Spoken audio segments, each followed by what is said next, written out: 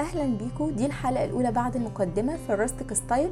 الراستيك ستايل يعني الصور اللي بتتعرض قدامنا دي باختصار هنتكلم فيها عن حاجات مختلفه. المفهوم السريع ليه هي بيوت الاجانب الريفيه، نفس بالظبط هو معناها ريفي، فهي باختصار بيوت الاجانب الريفيه.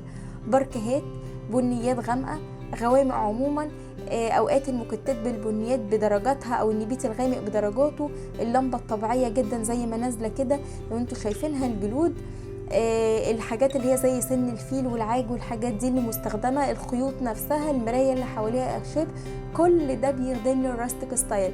الحيطه دي باينه جدا فيها الراستيك ستايل. الشموع، اوقات كمان الزهريات اللي طالع منها ورود خضراء عايزه زرع عايزه خضار، العجل اللي انتوا شايفينه، الكبات اللي فيها خامات معينه، اوقات بستخدم الكبات بزين بيها السبحه اللي فيها الوان معينه ودرجات معينه من نفس اللون، الكوشيات اللي الخامه بتاعتها خشنه، الخوص اللي موجود على الحيطه ده او الزرع اللي موجود في العجل، زرع اخضر ممتزج بحاجات لونها اسود حاطه فيها انتيكات مضيئه او ملونه، خشب ساده، كل ده تبع الراستيك ستايل. والخشب الشجر من اكتر الحاجات اللي بتميز لي الراستيك ستايل. هنبدا في التوضيح بتفصيل. معانا الطابع الراستيك. الارض باركيه، برضو هنا الشيش نفسه انا عاملاه بالخشب، مش بستخدم الوميتال خالص طبعا. هنا الحيطان استخدمت فيها اخشاب، ممكن تبقى ساده او متلونه او باللون الفاتح او الغامق زي ما بختار. هنا رسومات معينه موجوده على الحيطه او لوحات او تماثيل، برضو هنا نفس الكلام، الشيش نفسه هو اللي اخشاب. دي اوضه نوم اطفال، فبستخدم الارضيه باركيه، الباركيه الفاتح ماشيه مع الاوضه. هنا باركيه برضو بس باركيه من البنيات. الشيش نفسه خشب، بحاول استخدم اخشاب كتيره، الوان بنيات كتيره. هنا الجلود بدات ادخل الجلود واستخدمها.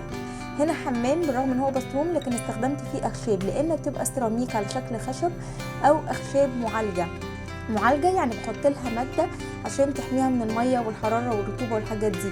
نفس الكلام هنا اخشاب في الحيطان، ونفس الكلام هنا الباب نفسه الخشب اللي على لونه وطبيعته بس معالج.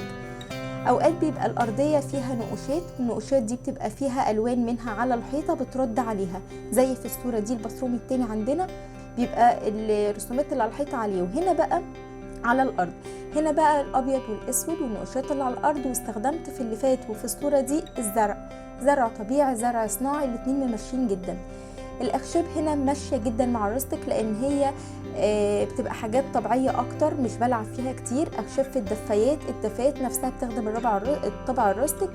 ببدا هنا استخدم السجاد اللي ماشي مع الطابع الراستيك، الحجاره اللي حوالين الدفايه، المربعات والمستطيلات اللي بتبقى موجوده كاشكال هندسيه، ده بيخدم الطابع الراستيك. والجلد هنا برضو الانتيكات اللي محطوطه معظمها اخشاب، الميرور اللي موجوده او النيش موجود بالاخشاب، والسجاد بني بدرجاته.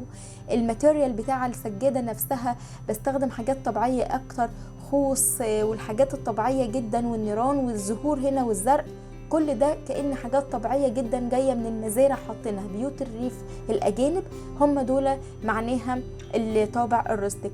هنا السر نفسه روستيك جدا جدا. الأرضية هنا طبعا غامقة، بدأت ان انا افتح عن طريق الجزء اللي موجود فوقيها لازم يبقى فاتح. هنا الماتيريال كلها اللي موجودة على الحيطة يعني بتعلن جدا عن الروستيك. البوكسز نفسها اللي موجود هنا، الخيمة بتاعتها، الخامات هي اللي بتبين الطابع اللي انا عاملاه ده ايه.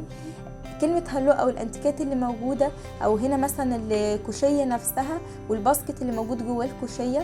هنا السجادة بالمربعات والنقوشات اللي فيها اللي بيرد عليها السر بتاع الاطفال في نفس النقوشات، مستطيل ومربعات فردين على بعض. هنا الارضيات، كل ده بيتوحد كلامنا فيه ان هو تبع الروستيك.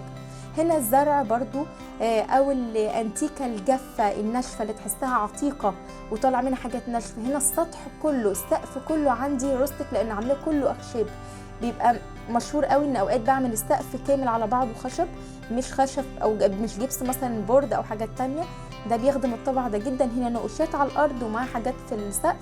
الطوب نفسه الطوب الاحمر ده وبيبقى مستخدم في اكتر اماكن المطابخ. هنا لو تلاحظوا ان الانتيكه دي عتيقه جدا جدا، حاجه قديمه، فحاجات قديمه بطلع منها زرع ممكن يبقى جاف، او حاجات مدهبه زي كده طلع منها حاجات الوان او اخضر، او مثلا الانتيكه بيضه والحاجه اللي فوقيها اورنج واحمر علشان نعمل اختلاف ما بين لون ولون فيدي كده جمال في الديكور بتاعنا.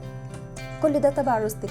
الاخشاب اللي هي على طبيعتها جدا زي في التيبل دي، ده برضو بيخدموا قوي. بعض الشموع وبعض الانتيكات اللي بتبقى موجودة فوق قطعة من خشب الشجر، ده بيخدمني جدا. نفس الكلام هنا انتيكة قديمة جدا فاستخدمت الوان في الزهور.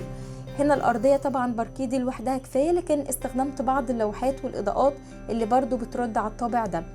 برضو هنا الكاربت مربعات والسرير مستطيلات، هنا السلم مستطيلات ومربعات والحيطة نفسها الوانها. دي اخر صورة في الاوتسايد او الاكستيريور، بترد على حاجات كتير قوي عن طريق الطوب، الشيش، الخشب، الرمل، الزلط، الزرق، كل ده بيخدمني الطابع بتاعي. هنتكلم بتفاصيل اكتر عن الاوتسايد روستيك ستايل بس في حلقات تانية.